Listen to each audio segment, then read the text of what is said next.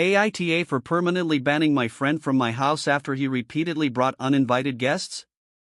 I, 30M, am generally laid back, but I have one non-negotiable house rule: no uninvited guests. My house is my sanctuary, and I need to know and approve everyone who comes through my door.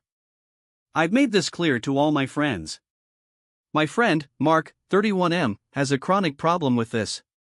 He shows up, and 5 minutes later, a random person, a date, a guy from the gym, his cousin, walks in behind him. He always says, "Oh, I told him to meet me here, I hope that's cool," after the fact. I've asked him, yelled at him, and explained my boundary 5 times over the last year.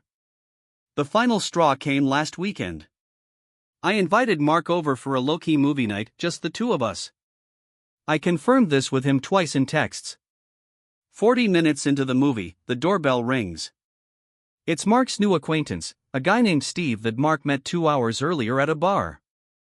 Mark had texted Steve my address and told him to just come hang out. I lost it. I stood up, looked at Steve, and said, "I'm sorry, you're not invited. You need to leave now." Steve was clearly embarrassed and immediately apologized, saying Mark told him I was fine with it. I told Mark to escort Steve out and not come back in himself. Mark is now incandescently angry. He says I humiliated him and his new friend, that my rule is absurdly controlling, and that real friends don't demand a guest list for a casual Tuesday night. He's telling our friends that I'm being hostile and overreacting to a minor social faux pas.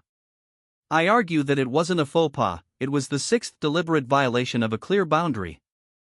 AITA for kicking out an uninvited person and banning my friend Mark from my house permanently over repeatedly ignoring my clear house rule?